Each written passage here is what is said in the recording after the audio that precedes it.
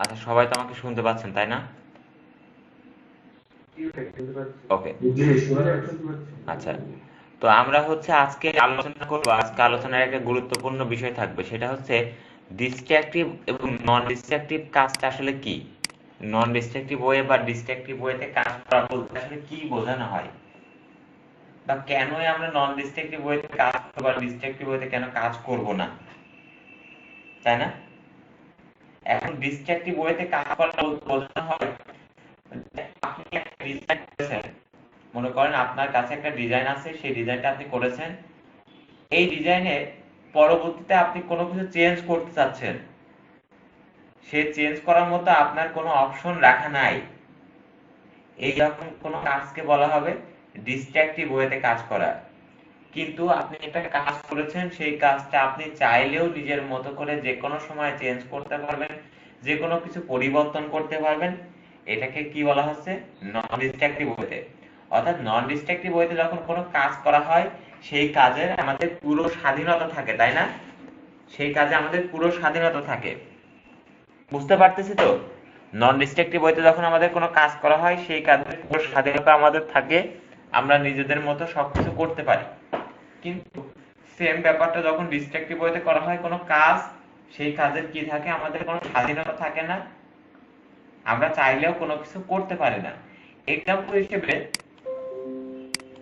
Example হিসেবে যদি আমরা আহ, একটা পতাকায় ড্রয়িং করি,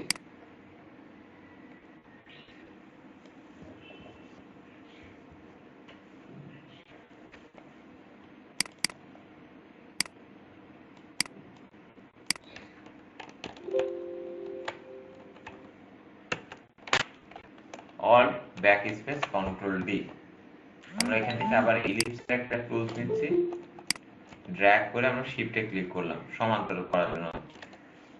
এখন এইখান থেকে যদি আমরা কন্ট্রোল ডি, তো এখন আমরা একটা পতাকা এখান থেকে ড্রয়িং করলাম। এখন আমার মনে হচ্ছে এই বৃত্তটা আর একটু উপরের দিকে হলে ভালো হতো, ভালো লাগতো, তাই না? এখন আমরা চাইলে কি বৃত্তটা এখন উপরে উঠাতে পারবো কখনো? সম্ভব এটা? কারণ এই দুইটা তো আমরা সেম লেয়ারেই করেছি কাজ, সেম লেয়ারে করেছি। তো এই ধরনের কাজকে বলা হয় ডিস্ট্রাকটিভ ওয়েতে কাজ। অর্থাৎ যখন আমরা কোনো কাজটাকে আর পরিবর্তন করতে চাইলেও পরিবর্তন করতে পারবো না, অর্থাৎ সেম লেয়ার বা একই লেয়ারে যখন কোনো কাজ করব, তখন এই ধরনের কাজকে বলা হয় ডিস্ট্রাকটিভ ওয়েতে কাজ। কিন্তু সেম ব্যাপারটাই, এই সেম জিনিসটাই যদি আমরা নতুন আরেকটা লেয়ার নিয়ে এই বৃত্তটা দিতাম, এখন কি আমরা চাইলে কি এই বৃত্তটা চেঞ্জ করতে পারতাম না? বৃত্তটা যে কোনো জায়গায় পরিবর্তন, যে কোনো জায়গায় চাইলে বসাতে পারতাম, তাই না? যে কোনো জায়গায় বসাতে পারবো, যে কোনো নিজের মতো করে সবকিছু কিন্তু করতে পারবো। কিন্তু প্রথমে কি আমরা সেটা পারতেছিলাম? প্রথমে পারতেছিলাম না। কেন পারতেছিলাম না? কারণ ওইটা আমরা আলাদা আলাদা ভাবে লেয়ার নিই নাই। তো ডিস্ট্রাকটিভ ওয়েতে ওয়ের কাজের একটা মূল বিষয় কি বা সুবিধা কি? যখন আমরা ডিস্ট্রাকটিভ ওয়েতে কাজ করি সেটার অসুবিধা কি? তখন আমরা হচ্ছে কোনো কিছু চেঞ্জ করতে পারি না নিজের ইচ্ছে থাকলো, যে আমার একটা কাজ করেছি, আমরা একটা ডিজাইন করেছি, এখন ডিজাইনে কোনো কিছু চেঞ্জ করতে হবে, কোনো কালার চেঞ্জ করতে হবে বা কোনো ফন্ট চেঞ্জ করতে হবে, আমরা ফন্টটাকে ভেঙে ফেলেছি বা কালারটাকে চেঞ্জ করে ফেলেছি, একটা কালারে অ্যাড করে মার্জ করে ফেলেছি। এখন আমরা যদি ওই কাজটা ডিস্ট্রাকটিভ ওয়েতে করে থাকি, তাহলে পরবর্তীতে যদি কেউ বলে আমার এটা ভালো লাগতেছে না, আমার ক্লায়েন্ট আমার বললো যে এই কালারটা আমার ভালো লাগতেছে না, এই কালার ওই কালার লাগবে, তখন যদি আমার ডিস্ট্রাকটিভ ওয়েতে কাজ করি, তাহলে কি হবে? আমার ওই ক্লায়েন্টের কাজের জন্য আবার প্রথম থেকে আবার ডিজাইন করতে হবে না? তাহলে আমার সময়টা কি আবার নষ্ট হবে না? তো এই জন্য আমরা কি ডিস্ট্রাকটিভ ওয়েতে না, নন ডিস্ট্রাকটিভ ওয়েতে সবসময় কাজ করব। শুধুমাত্র কি আমরা এই লেয়ার গুলো কি ডিস্ট্রাকটিভ ওয়েতে নিতে পারি, না অন্য কোনো কিছুর ক্ষেত্রে ডিস্ট্রাকটিভ ওয়ে কাজ করা যায়? হ্যাঁ, ফটোশপের প্রতিটা কাজই ডিস্ট্রাকটিভ এবং নন ডিস্ট্রাকটিভ দুইটা ওয়েতে হয়। যেমন আমরা লেয়ার নিয়ে কোনো কিছু ড্রয়িং করলাম, এখন এগুলোর ক্ষেত্রে আমরা বিভিন্ন রকমের ইফেক্ট ইউজ করতে পারি ফটোশপে। যেমন এটা ব্রাইটনেস বাড়াতে পারি, কন্ট্রাস্ট বাড়াতে পারি, ঠিক আছে? তো এখান থেকে দেখেন অ্যাডজাস্টমেন্ট নামে একটা অপশন আছে লেয়ার প্যানেলের চতুর্থ নম্বর যে অপশনটা, সেটা হচ্ছে অ্যাডজাস্টমেন্ট। এখানে ক্লিক করলে আমরা বিভিন্ন রকমের কালার দেখতে পারি। দেখেন আমরা ফটোশপে কালার দিচ্ছিলাম না, যখন আমরা এখান থেকে যদি কোনো কালার দিই, দেখেন এই নতুন একটা লেয়ার নিয়েও কালার তৈরি হয়। কিন্তু আমরা কিন্তু ব্যাকগ্রাউন্ড কালারটা এরকম ভাবে ইচ্ছা করে দিতে পারি, কিন্তু আমরা কালারটা দিই কি সরাসরি কিভাবে বলেন তো? সরাসরি আমরা লেয়ারে কালার দিই কিভাবে? অল ব্যাক স্পেস না, এটা হচ্ছে আমাদের ডিস্ট্রাকটিভ ওয়ে। আর যদি এই সেম জিনিসটা যদি আমরা এখান থেকে অ্যাডজাস্টমেন্ট থেকে সলিড কালার দিই, কোনো কিছু কোনো কালার চয়েস করে, তো সেটা কি আমাদের নন ডিস্ট্রাকটিভ ওয়ে। বুঝতে পেরেছি কালারের ক্ষেত্রে। এখন অ্যাডজাস্টমেন্টের ক্ষেত্রে কি, আমরা মনে করেন যে এইখানে কোন রকম হচ্ছে আমরা ব্রাইটনেসটা বাড়াবো এই পিকচারে। আমরা যদি এই ব্রাইটনেসটা এইখান থেকে বাড়াই, এখান থেকে দেখেন নতুন একটা ব্রাইটনেসের লেয়ার তৈরি হচ্ছে, তাই না? ব্রাইটনেসের লেয়ার তৈরি হচ্ছে না, যে আমাদের পতাকার কালারটা একটু বেশি ডার্ক মনে হচ্ছে, আমরা একটু হাইলাইট করে দিলাম। তো এই জিনিসটা কি আমাদের নতুন এখানে একটা নতুন একটা লেয়ার তৈরি হয় নাই? নতুন লেয়ার কি সবাই দেখতে পাচ্ছি যে ব্রাইট এন্ড কন্ট্রাস্ট নামে একটা নতুন লেয়ার তৈরি হচ্ছে। তো এটা হচ্ছে নন ডিস্ট্রাকটিভ ওয়েতে কাজ করতেছি, যার জন্য নতুন লেয়ার তৈরি হচ্ছে। সেম ভাবে দেখেন আমরা যদি এখান থেকে কোনো সলিড কালার নিই, সেম ভাবে দেখেন নতুন একটা লেয়ার কিন্তু কালারে তৈরি হচ্ছে, কালারের সাথে লেয়ার তৈরি হচ্ছে। এইটা কিন্তু আমাদের এই ইমেজের উপর ইফেক্ট করতেছে, কিন্তু কি নতুন লেয়ার নিয়ে তারপর। তো এই জিনিসটাই কি, আমরা যদি এই অ্যাডজাস্টমেন্টটাই এইখান থেকে না করে ব্রাইটনেসটা আমরা বাড়াবো, এইখান থেকে না করে আমরা যদি ইমেজ থেকে অ্যাডজাস্টমেন্ট এবং এইখান থেকে যদি ব্রাইটনেস, ওই যে বিষয়গুলো আমরা এখানে যে বিষয়গুলো দেখতে পাচ্ছি, সেম বিষয়গুলো কিন্তু আমরা এখানে দেখতে পাই। এখানে যে বিষয়গুলো আছে সেম ইমেজ থেকে অ্যাডজাস্টমেন্ট, এই সেম এই বিষয়গুলো দেখতে পারি। কিন্তু এইখান থেকে যে বিষয়গুলো দেখতে পারি এগুলো কি ডিস্ট্রাকটিভ ওয়েতে, আর এগুলো হচ্ছে নন ডিস্ট্রাকটিভ ওয়ে অ্যাডজাস্টমেন্ট। বুঝতে পেরেছেন? আমরা দেখি আমরা তো নিচের থেকে নিলে লেয়ারটা অন্যভাবে আসতেছে কেন?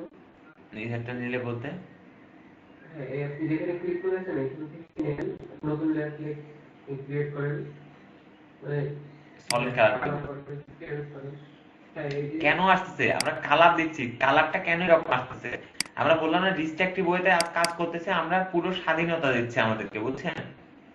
আমরা কাজের আমরা লেয়ার লেয়ার 1 লেয়ার 2 লেখাটা লেয়ার 3 যেটা সেটা হচ্ছে একটু ভিন্ন আসতেছে। কারণ কি আমরা নন ডিস্ট্রাকটিভ ওয়েতে কালার ইউজ করতেছি, আচ্ছা এই কারণে লেয়ারের যার কারণে এখানে দেখেন এখান থেকে অ্যাডজাস্টমেন্টে আমরা যখন এখান থেকে যে কোনো কিছুতেই ক্লিক করি, প্রত্যেকটা আলাদা আলাদা একটা নতুন করে মাস্কিং অ্যাড হবে, এবং সেই সাথে কি একটা ওই অ্যাডজাস্টমেন্টের আইকনটা তৈরি হবে। এখন মাস্কিং বিষয়টা কি, এই ভিন্নতা আসতেছে কেন?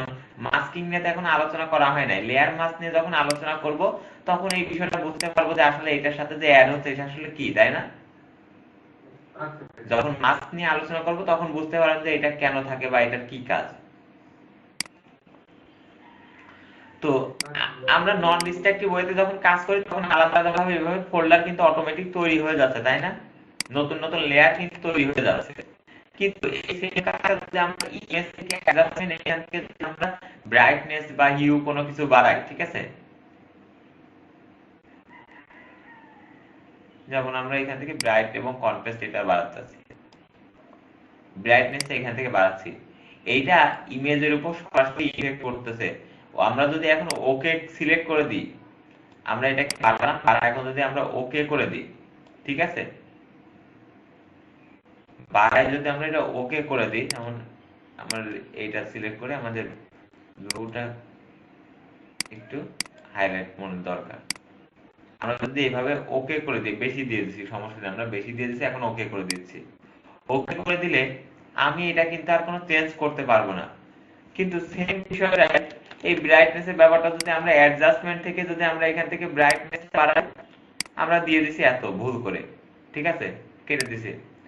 আমরা আবার যদি অ্যাডজাস্টমেন্টের উপরে ক্লিক করি, আমরা চাইলে আবার নিজের মতো করে সেটা সেট করতে হবে কতটুকু দরকার।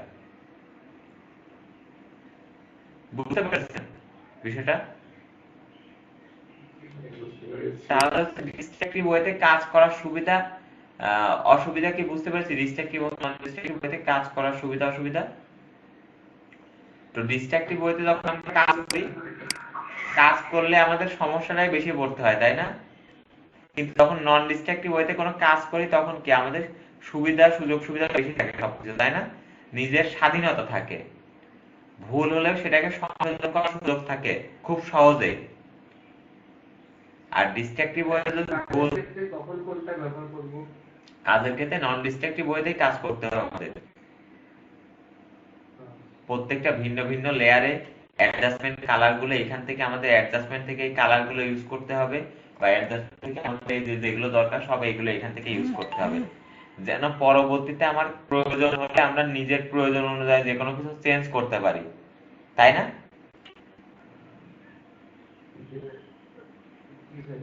এখন বিষয় হচ্ছে কখন আমরা নন ডিস্ট্রাকটিভ ওয়েতে কাজ করব আর কখন ডিস্ট্রাকটিভ ওয়েতে কাজ করব। ডিস্ট্রাকটিভ ওয়েতে তখনই কাজ করব যখন আমরা 100% শিওর এই কাজের আমার আর কখনো লাগবে না বা ব্যাক কাজ লাগবে না, এই কাজটা এই পর্যন্ত আমার জন্য এনাফ, আমাকে কখনোই এর ব্যাকে যেতে হবে না বা এটাকে চেঞ্জ করতে হবে না। যদি এরকম চিন্তা ভাবনা থাকে বা আমরা যদি এরকম বুঝতে পারি, সেই কাজগুলোর ক্ষেত্রে কি করা যেতে পারে, আমরা নন ডিস্ট্রাকটিভ ওয়েতে না করেও ডিস্ট্রাকটিভ ওয়েতে কাজ করতে পারি। এক্সাম্পল হিসেবে আমরা ব্যাকগ্রাউন্ড রিমুভকে বলতে পারি, তাই না? ক্লায়েন্ট আমাকে কাজই করাচ্ছে রিমুভের, ব্যাকগ্রাউন্ড রিমুভের। ওই ব্যাকগ্রাউন্ড রিমুভ যদি আমার কাছে রিমুভ করে দেয়, ব্যাকগ্রাউন্ড যদি আমার কাছে না থাকে, আমার কোনো সমস্যা আছে? বা ক্লায়েন্টের একটু এটা কোনো দরকার পড়বে ভবিষ্যতে? বলেন, আমার কথা কি বুঝতে পেরেছেন? যে আমরা একটা ব্যাকগ্রাউন্ড রিমুভ করি, সাপোজ আমাদের একটা ক্লায়েন্ট আমাকে কাজ দিয়েছে, আমরা আনসার সবসময় যাই,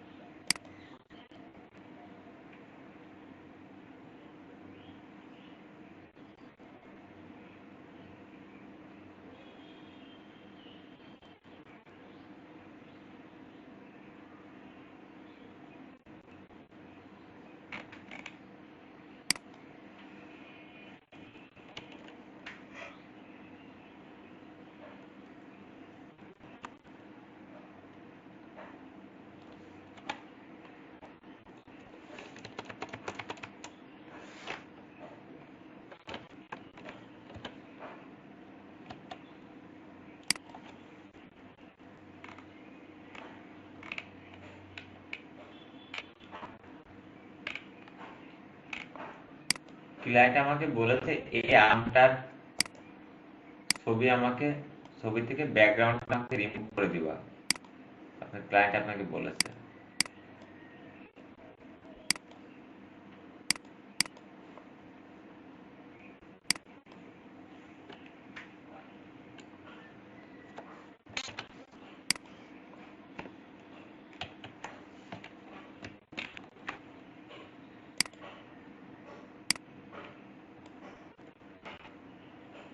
আমরা এখন যদি এতটুকু সিলেকশন করে কন্ট্রোল শিফট আই দিয়ে ইনভার্স করে ডিলিট করে দিই, ঠিক আছে, কন্ট্রোল শিফট আই ইনভার্স করলাম, ঠিক আছে,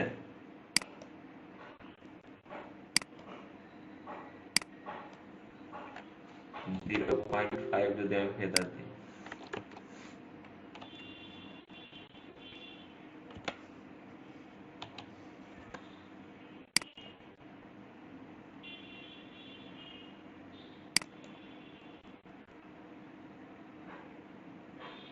এখন যদি আমরা একটু ডিলিট করে দিই, কন্ট্রোল ডি সিলেক্ট, এখন আমার কি এই ইমেজটা কি লাগবে আর কখনো আমাদের ক্লায়েন্ট, আমি যদি কাজ করে রাখি এইভাবে, আমি এটাকে আমাদের ব্যাকগ্রাউন্ড রাখি নাই, আমি যদি এভাবে সেভ করে রাখি, আমি তো জানি আমার এই ব্যাকগ্রাউন্ড আর কোনো লাগবে না কাজে, আমি জানি না এই ব্যাকগ্রাউন্ড আমার কি কখনো কাজে লাগবে? না, লাগবে না। কারণ আমার ক্লায়েন্ট আমাকে কাজ দিয়েছে কিসের? ব্যাকগ্রাউন্ড রিমুভে, ব্যাকগ্রাউন্ড রিমুভ করার জন্য দিয়েছে। তো তো আমার কাছে আসে কখনো ক্লায়েন্ট আমার কাছে কাজ চাইবে না, তাই না? ব্যাকগ্রাউন্ড, ওই ব্যাকগ্রাউন্ডটা চাইবে না। তো এই রকম ক্ষেত্রে যে সিচুয়েশনে মনে হবে যে আপনার এই কাজে কখনোই আর আপনার প্রয়োজন পড়বে না, তখন শুধুমাত্র আপনি কি করতে পারেন বলেন? তখন ডিস্ট্রাকটিভ ওয়েতে আপনি কাজ করতে পারেন। আর অন্যথায় বিশেষ করে কোনো ডিজাইন করতেছেন আপনি, ডিজাইন করতেছেন, আপনি কোনো কিছু নিজে তৈরি করতেছেন, সেই ক্ষেত্রে অবশ্যই আপনাকে নন ডিস্ট্রাকটিভ ওয়ে কাজ করতে হবে। আপনি কোনো রিটাচিং এর কাজ করতেছেন, ফটো এডিটিং করতেছেন, সেই ক্ষেত্রে অবশ্যই আপনাকে নন ডিস্ট্রাকটিভ ওয়েতেই কাজ করতে হবে, তাই না? জি ভাই। আমি কি বোঝাতে পেরেছি আপনাদেরকে? জি ভাই। হ্যাঁ। জি ভাই। তো নন ডিস্ট্রাকটিভ ওয়ে এবং ডিস্ট্রাকটিভ ওয়ের ভিতর পার্থক্য কি বুঝতে পেরেছেন সবাই? জি ভাই, বুঝেছি। জি ভাই। অর্থাৎ নন ডিস্ট্রাকটিভ ওয়েতে যদি আমরা কোনো ইফেক্ট ইউজ করি বা কোনো কিছু আমরা কোনো লেয়ার নিয়ে কাজ করি, তাহলে আমরা সেটা পরবর্তীতে সবকিছু চেঞ্জ করতে পারবো, তাই না? যে কোনো কিছু, যে কোনো কালার চেঞ্জ করতে হয় করতে পারবো, কোনো ইফেক্ট দিয়ে থাকলে সেই ইফেক্টটা যদি চেঞ্জ করতে হয় সেটাও পারবো, তাই না? কিন্তু যদি আমাদের ডিস্ট্রাকটিভ ওয়েতে কাজ করি, কোনো বিষয়ে আমরা পারবো আগাতে সামনের দিকে? কোনো বিষয়ে আমরা সামনের দিকে আগাতে পারবো না। তো সবাই এই বিষয়টা ক্লিয়ার প্রত্যেকেই? জি ভাই ক্লিয়ার। জি ভাই ক্লিয়ার। প্রত্যেকে ক্লিয়ার তো? জি ভাই। বুঝতে পেরেছি সবাই?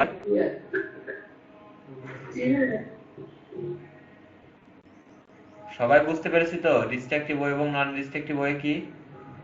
জি ভাই। ওকে। তো এবার হচ্ছে আমরা ফটোশপের দুইটা টুলস নিয়ে আলোচনা করবো আজকে, ছোট টুলস, ঠিক আছে? খুবই ছোট টুলস, তারপরে আলোচনা করার দরকার, বা অনেক সময় আমাদের এই বিষয়গুলো কাজে লাগে। আমরা মোবাইলে অনেকেই ফটো ক্রপ করে থাকি, তাই না? জি ভাই। ফটো ক্রপ করি না? সেই ক্রপ করাটা কিন্তু এই ইলাস্ট্রেটর ফটোশপে কিন্তু ক্রপ করা যায় সেম ভাবে। তো ক্রপের টুলটা কই? আমরা যদি এই 3 নম্বর লাইনে দেখি, 3 নম্বর লাইনে, এই 3 নম্বর লাইনে যে দুইটা টুল আছে, ফ্রেম টুল এবং এখান থেকে ক্রপ টুল, এই টুলগুলোর কাজ কিন্তু অলমোস্ট সেম ভাবে ক্রপ করার মতোই কাজ। ক্রপ করলে যে কাজগুলো হয়, এই ফ্রেম টুলগুলো আমাদের অলমোস্ট সেম কাজ দেয় বা সেম ধরনের কাজই করে থাকে, ঠিক আছে? তো আমরা দেখি একটু ক্রপ টুলটা আসলে কি। তো আমরা যখন ক্রপ টুলে সিলেক্ট করি, জাস্ট ক্রপ টুলে সিলেক্ট করার সাথে সাথে এই ইমেজের কর্নারে দেখেন কিছু পয়েন্ট তৈরি হয়ে গেছে, তাই না? একটা সিলেকশন দেখা যাচ্ছে। একটা সিলেকশন এবং কয়েকটা পয়েন্ট, মোটা মোটা পয়েন্ট দেখা যাচ্ছে, তাই না? আমরা এই পয়েন্টে যে কোনো একটা পয়েন্ট করে এইভাবে আমরা চাইলে কোনো কিছু ছোট করতে পারি, ঠিক আছে? ছোট করতে পারি। তো আমরা ইমেজটাকে কিভাবে ছোট করতে পারি? আমরা যদি চাই নির্দিষ্ট কোনো প্রশ্নে ছোট করব, সেটাও করতে পারি। আমরা চাইলে এই উপর থেকে এইভাবে যে কোনো একটা কর্নার ধরে নিজেদের মতো করে ছোট করতে পারি, যে কতটুকু আমরা নিতে চাচ্ছি। আমরা মনে করেন সাপোজ আমরা এই ইমেজটার এতটুকু অংশ উপরে, এতটুকু অংশ কেটে ফেলতে যাচ্ছি, আমরা ক্রপ টুল দিয়ে এতটুকু অংশ সিলেক্ট করলাম, দেন আমরা যদি এখন ডিলেটে আমরা ইন্টারে ক্লিক করি, তাহলে কি হবে? এতটুকু অংশ সিলেক্ট হয়ে গেল। উপরের অংশটুকু আমরা দেখতে পাচ্ছি? দেখতে পাচ্ছি না, তাই না? দেখা যাচ্ছে না। তো এখন মনে করেন যে আপনি কাজ করতে করতে, ক্রপ করতে করতে অনেক বেশি ক্রপ করে ফেলছেন, ভুল করে এতটুকু এতটুকু এত ক্রপ করে ফেলছেন। আমার তো মাথা নাই, আমার তো মাথা লাগবে এখন ইমেজে, তাই না? এখন আমি কি করব? আমি যদি আবার ক্রপ টুলে ক্লিক করি, যদি উপরের দিকে যাই, দেখেন আমার ইমেজটা কিন্তু ডিলিট হয় নাই, ইমেজটা আছে, কিন্তু ইমেজটা আমরা দেখতে পাচ্ছি না, তাই না? ইমেজটা ছিল, আমরা ইমেজটা দেখতে পাচ্ছি না। আমরা যদি ইমেজটাকে এভাবে এখন বড় করি, বড় করে আবার যদি ইন্টারে ক্লিক করি, তাহলে আমরা কিন্তু আমাদের ইমেজটা ফিরে পাচ্ছি, তাই না? ফিরে পাচ্ছি না? প্রত্যেকে বলেন। জি ভাইয়া পাচ্ছি। প্রত্যেকে ফিরে পাচ্ছি আমরা ইমেজটাকে, তাই না? কিন্তু জি হ্যাঁ। এইখানে আবার একটা কিন্তু আছে। কিন্তুটা কি? এটাও ডিপেন্ড করে আমাদের উপরে, যে আমরা কোনো কিছু ক্রপ করলে সেটাকে ফিরে পেতে চাই কি চাই না। উপরের দিকে একটা অপশন কিন্তু আমরা দেখতে পাচ্ছি, ডিলেট ক্রপ পিক্সেল, তাই না? ডিলেট ক্রপ পিক্সেল একটা অপশন আছে না? এইখানে যদি আপনার চেক মার্ক অন করা থাকে, এবার আপনি কোনো কিছু ক্রপ করেছেন, আপনার এতটুকু অংশের ভিতর যে যতটুকু আছে ততটুকু শুধু দেখা যাবে, তাই না? আর বাকিটুকু যেগুলো হাইট মতো হয়ে আছে, অন্ধকার মতো হয়ে আছে, এই অংশগুলো অবশ্যই ডিলিট হয়ে যাবে। আমি ইন্টারে ক্লিক করলাম। এখন যদি আমরা ক্রপ টুলটা নিয়ে এইভাবে বড় করি, আমাদের এটা কি বড় হবে? পেজ সাইজ বড় হচ্ছে, বড় হচ্ছে, সেই ইমেজটা কি আমাদের আর আছে? ইমেজটা কিন্তু ভাই আমাদের আর নাই। তো এই জন্য যদি আমাদের ক্রপ টুলে আমরা কাজ করি, সবসময় এই ডিলেট ক্রপ পিক্সেলের চেকমার্কটা অফ করে রাখার চেষ্টাই করব। না হলে দেখা যাবে যে ভাই আমরা অনেক সময় ছোট ভুল করে ফেলেছি বেশি ক্রপ, এখন আমরা বড় করতে যাচ্ছি, আপনি দেখালেন বড় হলো, আপনার তো ঠিকই আমাদের পায় না, তাই না? আমি ঠিকই ফিরে পাচ্ছি, আপনারা দেখাচ্ছেন ফিরে পান না। এর কারণ কি? ফিরে না পাওয়ার কারণ হচ্ছে আপনারা যখন ক্রপ টুলটা ইউজ করবেন, দেখবেন যে ক্রপ টুলে এই ডিলেটের এখানে ক্লিক করা থাকে। এটা সবসময় চেকমার্কটা অফ করে রাখবেন। এখন এরপরে একটা অপশন আসছে কন্টেন্ট অ্যাওয়ার। এই কন্টেন্ট অ্যাওয়ারটা কি? আমরা ক্রপ টুলে গেলে এখানে কন্টেন্ট অ্যাওয়ার নামে একটা অপশন আসে। এইটা কি? এটার কাজ হচ্ছে আপনি একটা পেজকে আর একটু বড় করতে চাচ্ছেন, পেজ সাইজটাকে, ইমেজ থেকে পেজ সাইজটা আমরা বড় করতে চাচ্ছি এতটুকু, আমাদের ইমেজ তো এইটুকু, এইদিকে যেমন আমাদের এতখানি জায়গা আছে না, আমরা চাচ্ছি ইমেজের এই সাইডে আমরা এতখানি ফাঁকা করব, বা এতখানি জায়গা আমরা অ্যাড করব। এখন এই কন্টেন্ট অ্যাওয়ারে যদি আমার টিক চিহ্ন থাকে, যদি আমরা ইন্টারে কন্টেন্ট অ্যাওয়ারে টিক চিহ্ন থাকা অবস্থায় ইন্টারে ক্লিক করি, তাহলে একটা লোডিং হবে এবং ফটোশপ থেকে অটোমেটিক এই আশেপাশের যে কালারগুলো থাকবে সেই কালারগুলোর সমন্বয় করে একটা আমাদের কালার তৈরি করে দেবে। দেখেন এখানে সিম্পল ওয়ান কালার আছে না, এতটুকু পিকচার আমরা ক্রপ টুলতে বড় করলাম, যে আমরা এই সাইড থেকেও এতটুকু অংশ বড় করতে চাচ্ছি, এই সাইড থেকে বড় করতে চাচ্ছি, আমরা উপর থেকেও বড় করতে চাচ্ছি এতটুকু, ঠিক আছে? নিচের দিকে আমরা একটু বড় করবো ভাবতেছি এতটুকু। তো যখনই আমরা কন্টেন্ট অ্যাওয়ারে ক্লিক করা থাকবে, ইন্টারে ক্লিক করব, তো ওটা একটা কপি, এক জায়গার কালার কপি করে আরেক জায়গায় বসাই দেবে অটোমেটিক, বুঝছেন? দেখেন এক্স আমাদের বডি অ্যাড করে দিয়েছে না?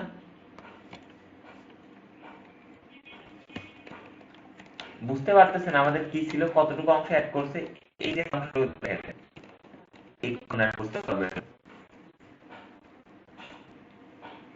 এইভাবে কিন্তু আমরা কন্টেন্ট অ্যাওয়ারের কাজ দেখতে পাই। তবে এই জিনিসটা সবসময় যে খুব ভালো হয় তা না, আমরা যদি এটার পরিমাণটাকে আরেকটু বেশি বাড়াই, তাহলে এটার লুক মনে পুরো চেঞ্জ হয়ে যাবে। দেখেন তখন দেখতে আর তখন কিন্তু ভালো লাগবে না খুব বেশি। দেখছেন কি অবস্থা? কেন এমনটা হচ্ছে? কারণ ও তো জানে না যে আমাদের হাতটা কেমন, ও জানে যে আমাদের কতটুকু অংশ দেখা যাচ্ছে, ওই জিনিসটাকে কপি করতেছে আবার পেস্ট করতেছে। দেখেন এই এইখানে এই জিনিসটা যতটুকু একবার আছে না, এই জিনিসটাই দেখেন বারবার রিপিট হয়েছে। দেখছেন বারবার রিপিট হয়েছে না? এইখানে যেটা আছে না, এই জিনিসটাই দেখেন আবার এখানে রিপিট হয়েছে, এখানে রিপিট হয়েছে। এইখানে যে ভাঁজটা আছে, এইখানেও দেখেন সেই ভাঁজটা এভাবে রিপিট হয়েছে। দেখছেন? তো ওইটা কি করে, ও কপি করে সেম জিনিস। কিন্তু ব্যাকগ্রাউন্ডের ক্ষেত্রে কি, ব্যাকগ্রাউন্ডের ক্ষেত্রে আমাদের সেম ব্যাকগ্রাউন্ড, আমরা যতই বড় করি ওটা দেখতে তো একই রকম মনে হবে, তাই না? কিন্তু ছোটখাটো কাজের ক্ষেত্রে যে একটু বড় করতে হবে, অল্প একটু বড় করতে হবে, তো সেইগুলো আসলে আমরা এটার সাহায্যে অবশ্যই করে নিতে পারবো, তাই না?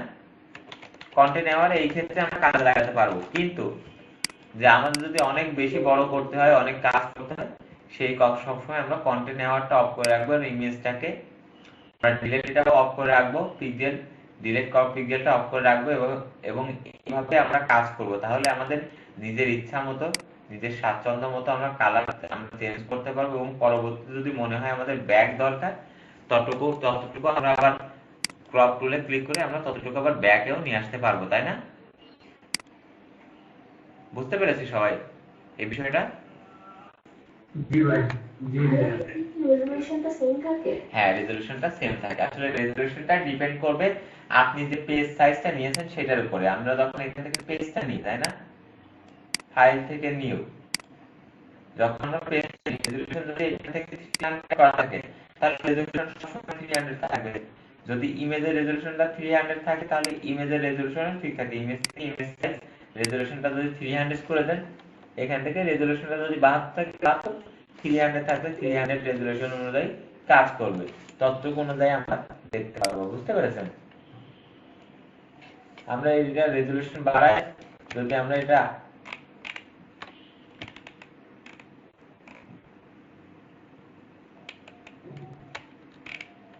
দেখেন 100% জুম মোডে আছে, মোটামুটি ঠিক আছে, তাই না? সবগুলোতে আমরা ক্লিয়ার ভাবে বুঝতে পারতেছি না পিকচার অনুযায়ী? জি। ওকে, তো এই হচ্ছে আমাদের অবস্থা।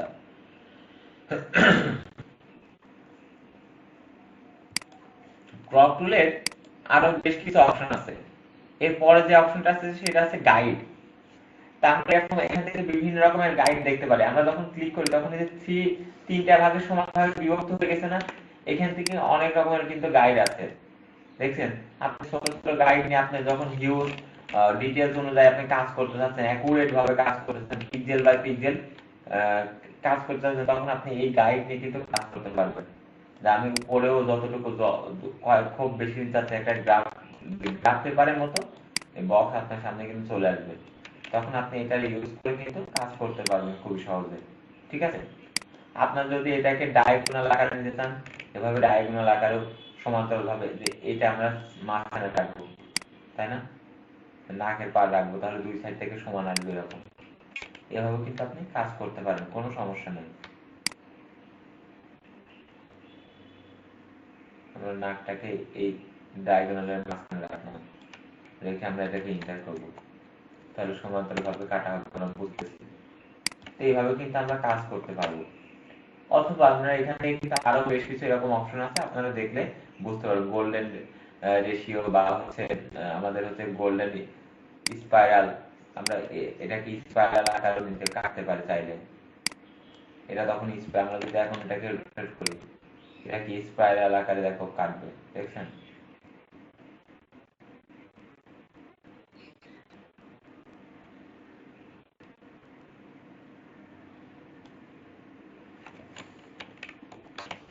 এই গাইড গুলো আমরা বিভিন্ন সময় বিভিন্ন কাজে ইউজ করতে পারি। ফটোগ্রাফির ক্ষেত্রে অনেকটা লাগে। তো বেশিরভাগ ক্ষেত্রে আমরা হচ্ছে যে যে গাইডটা আছে এটা ইউজ করা হয়, যেটা রোলার যে বেসিক গাইড। আপনি আবার এখান থেকে আরো বেশ কিছু বিষয় করতে পারেন, যে রেশিও, আপনি কত ডিগ্রি অ্যাঙ্গেলে 1:1 অ্যাঙ্গেলে আপনি বর্ডার গুলো নিতে চাচ্ছেন, অথবা হচ্ছে 4:5, এবং বিভিন্ন রকমের রেশিও কিন্তু এখানে অনেক রেশিও দেওয়া আছে। যদি এই রেশিও অনুযায়ী কাজ করেন, আপনি যে কোনো কর্নার থেকেই বড় ছোট করেন, আপনার সেম রেশিও অনুযায়ী বড় হবে। দেখছেন যে বিপরীত কর্নার গুলো দেখেন সমান হয়ে যাচ্ছে অটোমেটিক। আমি যেভাবে ক্লিক করে না কেন, 15:19 অনুযায়ী কাজ হবে, 5:7। আমি যদি এভাবে বড় করি 5:7, হয় পোর্ট্রেট না ল্যান্ডস্কেপ মোডে এটা রোটেট হতে থাকে, কাজ হতে থাকবে। দেখছেন এই বিষয়গুলো কি বুঝতে পারতেছি আমরা সবাই? জি ভাই।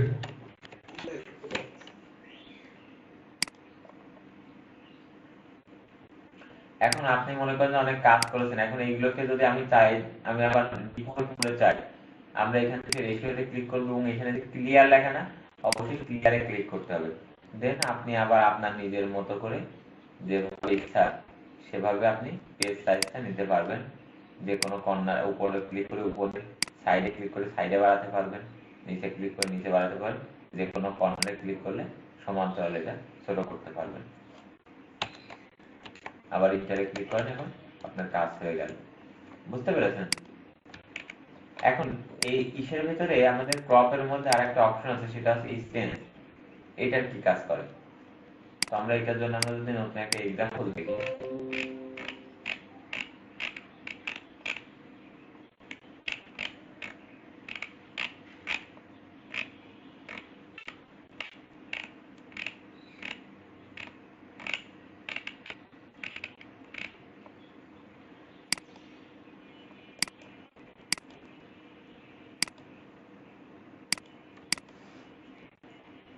মনে করেন আমাদের সামনে একটা ইমেজ আছে, ইমেজটা হচ্ছে বাঁকা,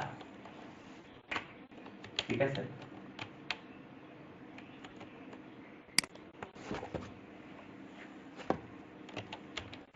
ইমেজটা আমাদের বাঁকা, কন্ট্রোল ভি।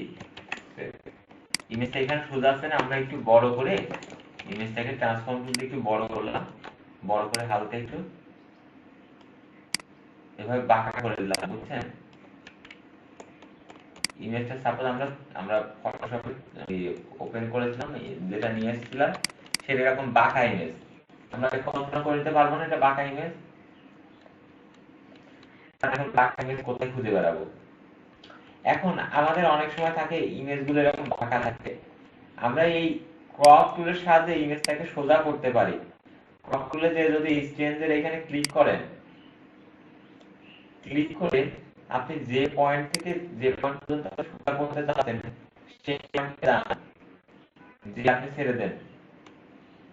আমি মাউসের লেফট বাটন ক্লিক করে ধরে রেখেছি এবং যে ছেড়ে দিলাম। এখন যদি আমি ইন্টারে ক্লিক করি, দেখেন ইমেজটা সোজা হয়ে গেছে না?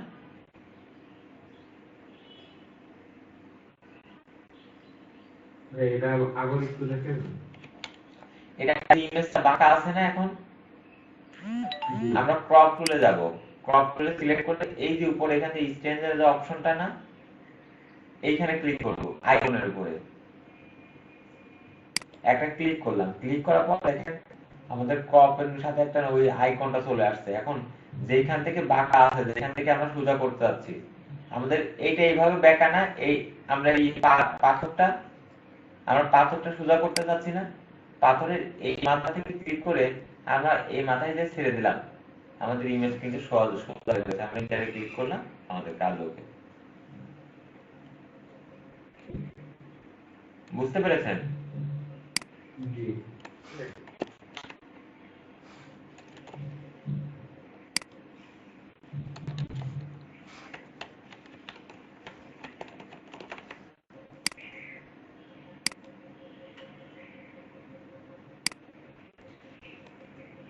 এভাবে বিভিন্ন রকম অ্যাঙ্গেলও আপনি তৈরি করতে পারেন কিন্তু, ঠিক আছে?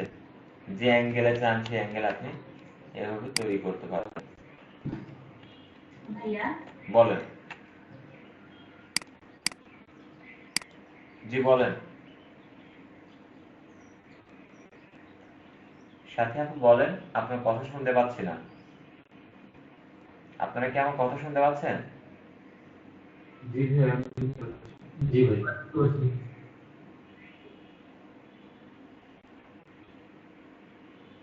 সাথে আপু মাইক্রোফোন অফ দেখাচ্ছে।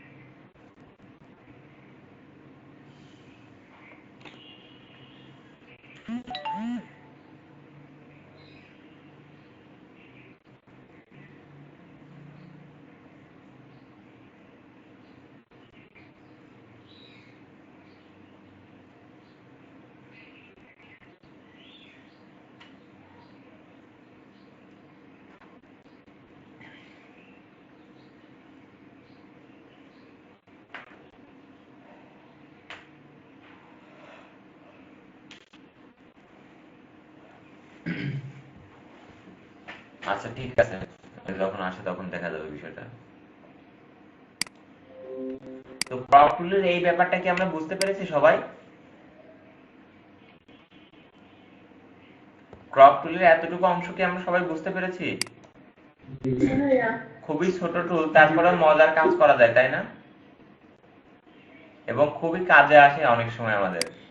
এরকম বাঁকা জিনিসগুলো আমরা ঠিক করতে পারি, নিজেদের মতো করে করতে পারি সবকিছু। তা আমরা এরপরে আমাদের অপশন আসতেছে কি, প্রিসপেক্টিভ গ্রিড টুল, তাই না?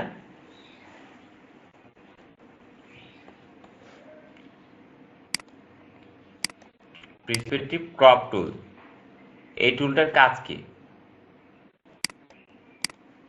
এটার জন্য আমরা নতুন একটা ইমেজ নিয়ে আসি।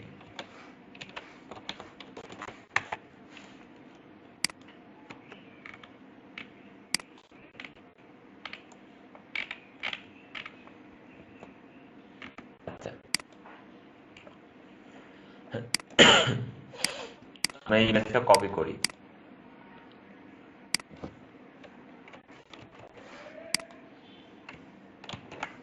এখানে এই যে ইমেজটা আমাদের বইটা আছে তাই না, বই পিকচারটা সবাই দেখতে পাচ্ছি। এই পেজের এই পেজটা কি এভাবে বাঁকা হয়ে আছে না?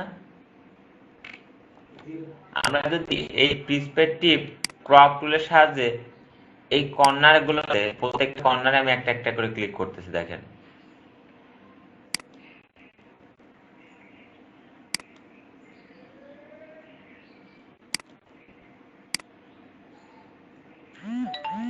আমরা এগুলো একটু বাড়াই দিই, সমস্যা কি?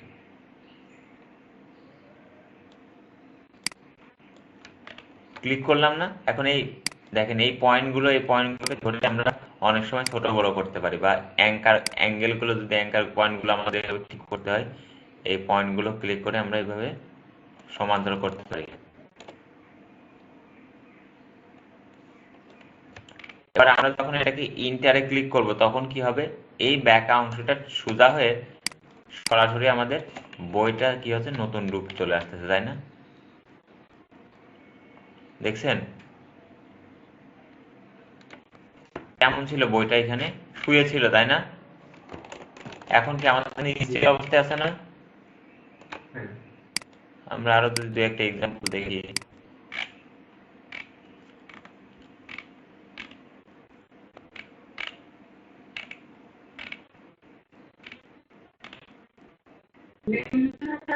মানে অনেকগুলো জিনিস একসাথে থাকলে আলাদা করার জন্য ইউজ করা হয়। না, সোজা করার জন্য, আলাদা করার জন্য না, বাঁকা জিনিসটা সোজা করতেছে। দেখেন এটা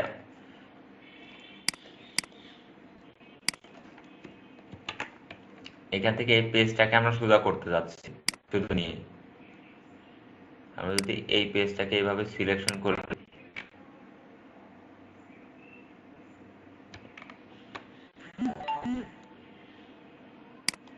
ওকে, এখন যদি আমরা ইন্টার ক্লিক করি, দেখছেন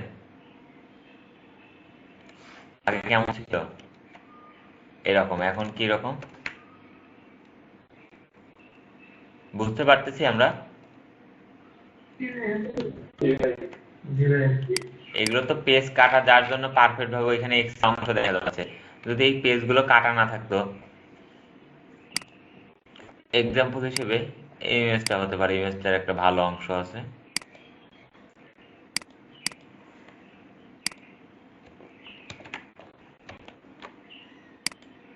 আমরা এই বইটাকে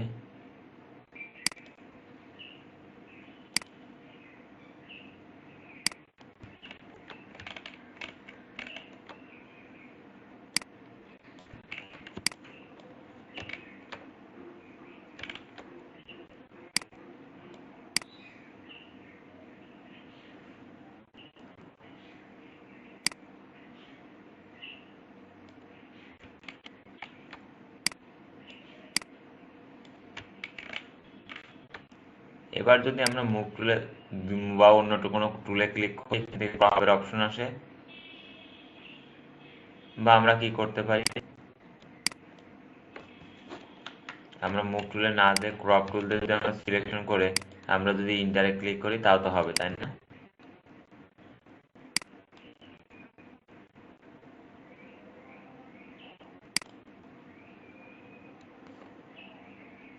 ইন্টারে ক্লিক করলাম, আমাদের কি বাঁকা বইটা এখন সোজা হয়ে গেল না?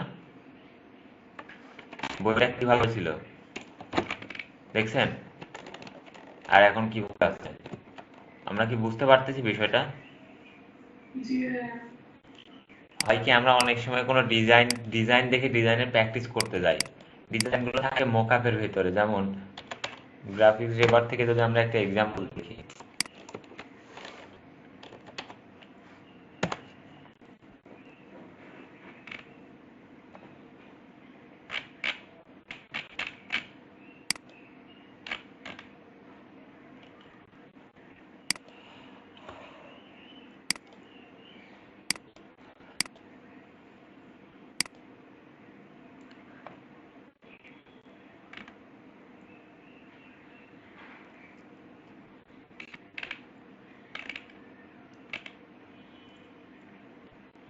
আচ্ছা ভাই গ্রাফিক ডিজাইনে আপনার কোনো পোস্ট আপলোড করেন ছবি বা ডিজাইন? না ভাই, আমি কোনো স্টক মার্কেটে কাজ করি না। এখানে এই পোস্টটা আমি এখান থেকে কপি করলাম,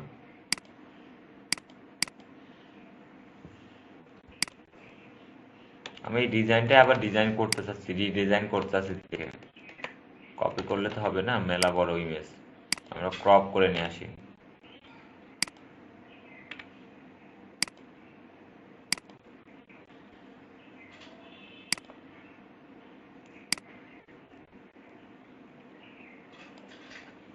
এখান থেকে কপি করব,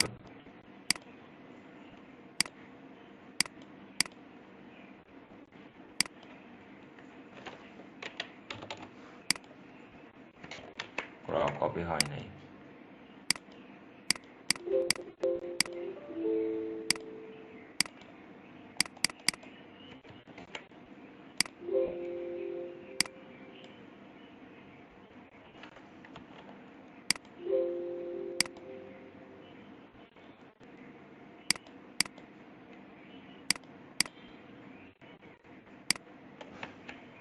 কন্ট্রোল ভি।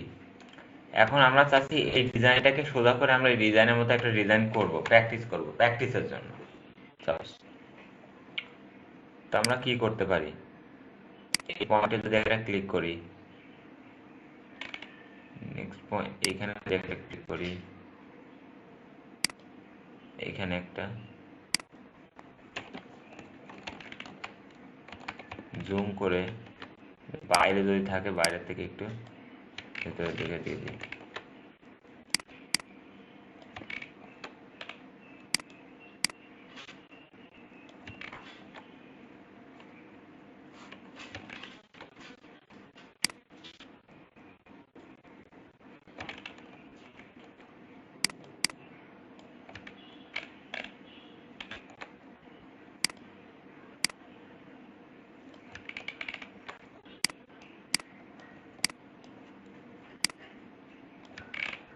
এবার যদি আমরা এটাকে ইন্টার ক্লিক করি, তাহলে কি আছে, ওই ডিজাইনটা সোজা হয়ে চলে আসলো না আমাদের সামনে? বলেন, বুঝতে পেরেছি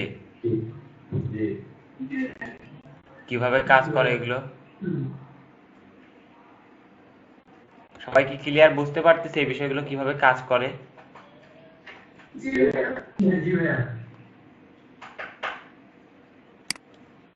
আমরা কি টুল ইউজ করতে পারবো, পার্সপেক্টিভ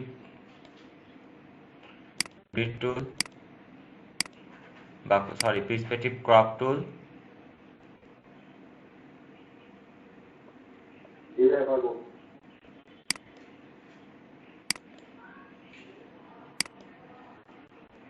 এতটুকু বিষয় তো আমরা বুঝেছি, তাই তো? পার্সপেক্টিভ ক্রপ টুল এবং ক্রপ টুল দেখলাম। এখন আমরা দেখব এখান থেকে যে ফ্রেম টুল, এই ফ্রেম টুলের কাজ কি। ঠিক আছে, আমরা নতুন একটা পেজ নিলাম, এই পেজে একটা ফ্রেম করলাম, জাস্ট ফ্রেম টুল নিয়ে যেভাবে রেক্ট্যাঙ্গুলার বা কোনো শেপ করে আমরা একটা শেপ করলাম, দেখছেন? এখন এই শেপে আমরা চাচ্ছি কোনো কিছু যুক্ত করব। আমরা যদি কোনো কিছু যুক্ত করতে চাই, এখন যত বড় ইমেজই হোক এই ফ্রেমের শেপ অনুযায়ী থাকতে সে বাধ্য। অর্থাৎ এতটুকু মনে করেন আমাদের এতটুকু এখন সিলেকশন এরিয়া হিসেবে আছে। আমরা এখন যাই কোনো ইমেজ নিয়ে আসি, ফ্রেমের ভিতরে এই ইমেজটা আমরা চাচ্ছি অ্যাড করব। আমরা কন্ট্রোল ভি দিয়ে এটাকে পেস্ট করলাম। এখন যেটাকে আমরা পেস্ট করলাম সেটা কোথায় দেখেন, ফ্রেমের মধ্যে না? এবং কতটুকু অংশ আমরা দেখতে পাচ্ছি, যতটুকু অংশ আমাদের এই ফ্রেমটা করেছিলাম, আমরা যদি এখন কন্ট্রোল দিয়ে ফ্রেমটাকে বড় করতে চাই, এটাকে সিলেকশন করে কন্ট্রোল ফ্রেমটাকে বড় করতে হলে দেখেন, ইমেজটাকে যদি নিয়ে কাজ করতে হয় ইমেজে ক্লিক করতে হবে। এখানে দুইটা অপশন দেখতে পাচ্ছি না? এখানে দুইটা অপশন দেখতে পাচ্ছি না আমরা? একটা আছে ফ্রেমের আর একটা ইমেজের। ইমেজটাকে আপনাকে বড় করতে হয়, ইমেজের থাম্বনেইলে ক্লিক করতে হবে, কন্ট্রোল টি দিয়ে আপনি চাইলে ইমেজটাকে এইভাবে ছোট তো করতে পারেন।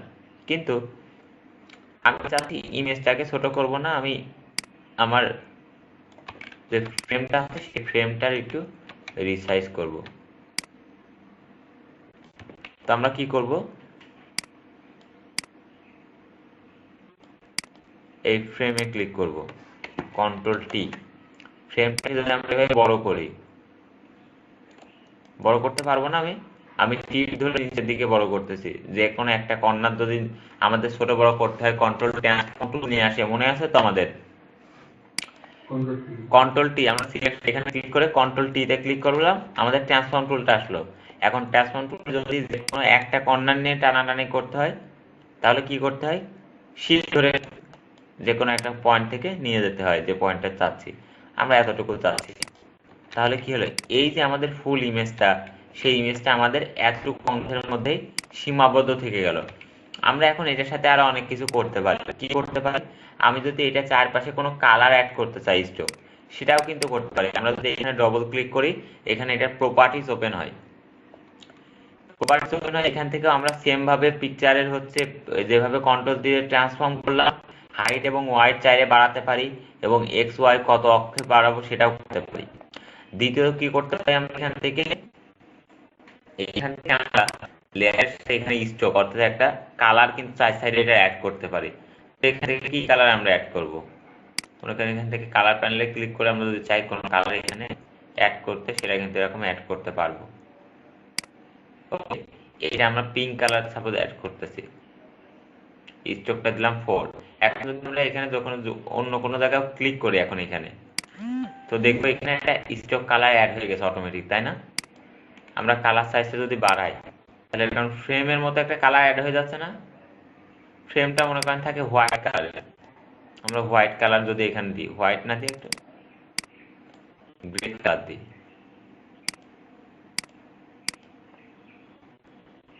গ্রে কালারটা অ্যাড হয়ে যাবে না এখানে? বলেন, অ্যাড হয়ে গেল না? এবং এইখানে কিন্তু আর একটা অপশন আছে যে স্ট্রোকটা, এই স্ট্রোকটা কোন দিকে যাবে, আপনার ইনসাইড, সেন্টার বা আউটসাইড, এটা দ্বারা আসলে কি বোঝানো হচ্ছে? ইনসাইড, সেন্টার এবং আউটসাইড দ্বারা আসলে বোঝানো হচ্ছে, আমরা যদি এখন কন্ট্রোল দিয়ে ট্রান্সফর্ম টুলটা নিয়ে আসি, এই যে পয়েন্ট দেখছেন, এই চিকন লাইন, একটা পয়েন্ট একটা পয়েন্টের মাঝখানে চিকন লাইন দেখতে পাচ্ছি, প্রত্যেককে চিকন লাইন দেখতে পাচ্ছি। জি ভাইয়া দেখতে পাচ্ছি। এই আমরা যখন ইনসাইডে ক্লিক করব, এই প্রপার্টিজ থেকে যখন আমরা ইনসাইডে এখানে ক্লিক করব, তখন কি হবে, আমাদের যে স্ট্রোক কালারটা, সেই কালারটা এই লাইন থেকে ভিতরের দিকে হবে, তাই না? ইনসাইড মানে ভিতরে। যখন আমরা ইনসাইড থেকে সেন্টারে ক্লিক করব, তখন এই কালারটা স্ট্রোকের ভিতরের দিকে অর্ধেক থাকবে, স্ট্রোকের সাইজটা এই লাইনের অর্ধেক ভিতরের দিকে থাকবে, অর্ধেক বাইরের দিকে থাকবে। যখন আমরা এটা সেন্টার থেকে আউটসাইড করব, তখন কি হবে, এই পুরোটাই লাইনের বাইরের দিকে কালার হবে। বুঝতে পেরেছেন বিষয়টা? বিষয়টা কি বুঝতে পেরেছেন? জি ভাইয়া, জি ভাই, ক্লিয়ার বিষয়টা? জি ভাইয়া। ভাইয়া ফ্রেমটা কি আগে সিলেক্ট করে নিতে হবে, মানে ফ্রেমটা আগে সিলেক্ট করে তারপরে পিকচারটা নিতে হবে, না পিকচার আগে নিয়ে তারপর ফ্রেমটা নিতে না, হবে? আগে আমাদের ফ্রেমটা নিতে হবে, কোন ফ্রেমে কতটুকু, আমরা কতটুকু ফ্রেম নিয়ে কাজ করতে যাচ্ছি, বুঝছেন? বুঝছেন?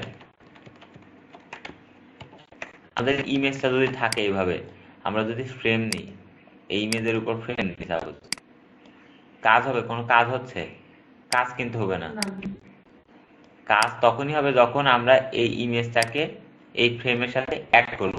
আমরা যদি ফ্রেমটা আগে নিই, ইমেজটা যদি পরে নিই, তাহলে এই যে লেয়ারটাকে ধরে, এই যে সাদা অংশ দেখছেন, সাদা অংশ, এই লেয়ারটাকে ধরে অর্থাৎ এই ফ্রেমে অ্যাড করে দিতে হবে। দেখেন আমি যখন ফ্রেমের উপরে নিয়ে যাচ্ছি, তখন কি একটা ব্লু কালার আসতেছে না দুই সাইড থেকে? জি। তখন এটাকে ছেড়ে দিবেন, তাহলে এটা ফ্রেমের ভিতরে অ্যাড হয়ে গেল। এখন আপনি ফ্রেম অনুযায়ী ফ্রেমটাকে যদি বড় করতে চান, ফ্রেমে এখানে ক্লিক করেন, ফ্রেমের উপরে ক্লিক করেন, ফ্রেমের থাম্বনেলে কন্ট্রোল টি দিয়ে ট্রান্সফর্মটা নিয়ে আসেন, ফ্রেমটাকে বড় করতে পারেন। অথবা আপনি যদি চান হচ্ছে আপনি ইমেজটাকে ঠিক করতে, ইমেজের উপরে যান, কন্ট্রোল টি দিয়ে ইমেজের ট্রান্সফর্ম টুলটা নিয়ে আসেন, আপনি ইমেজ থেকে ছোট বড় কিভাবে করতে চান সেভাবে করেন। বুঝতে পেরেছেন আমার বিষয়টা কি বলতে জি চাচ্ছি? বুঝতে আগে পরে সবভাবেই করতে পারবেন, কিন্তু আগে নিলে আপনার এই বারবার হচ্ছে এখান থেকে ড্র্যাগ করে ওই ভিতরে ঢুকাতে হবে না, বুঝছেন? জি আশা করি ফ্রেম টুলের এই ব্যাপারটাও প্রত্যেকটা আপনারা বুঝতে পেরেছেন। জি ভাই বুঝতে পেরেছি। সবাই ক্লিয়ার তো? এটা কোনো না কোনো ভাবে ক্রপের মতোই কাজ করতেছে, তাই না? এই ফ্রেম টুল আর ক্রপ টুল অলমোস্ট সেম ব্যাপার, তাই না? অনেকটা। জি তো যেহেতু এগুলো কিন্তু মডিউলের ভেতরে নাই, বুঝছেন, এইগুলো কিন্তু মডিউলের ভিতর নাই,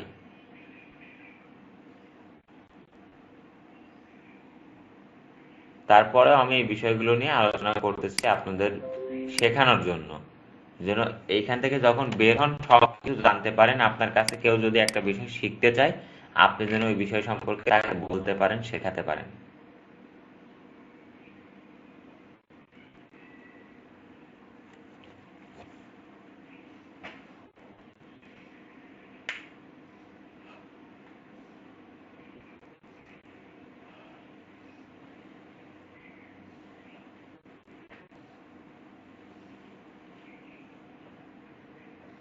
সবাই কি বুঝতে পেরেছি? জি ভাইয়া এটা বুঝতে পেরেছি। কি বুঝতে পেরেছেন?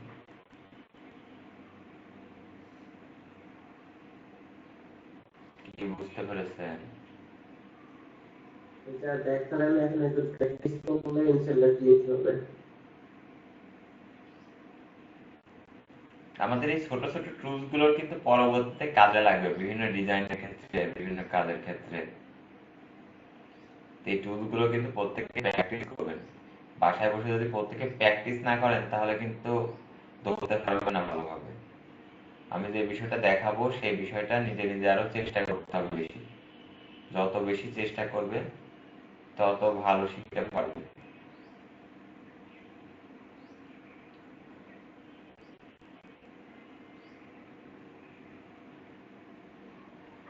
আমাদের প্রেজেন্ট কি প্রত্যেকের দেওয়া হয়েছিল? আমি ভাই এটা হুম? ভাই পেমেন্ট তো হাত থাকবে। কি আজকে তো প্রেজেন্ট তো নেন নাই এখনো। প্রেজেন্ট নিই নাই? না তো ও, আমি তো মনে করতেছি প্রেজেন্ট নিয়েছি আপনাদের।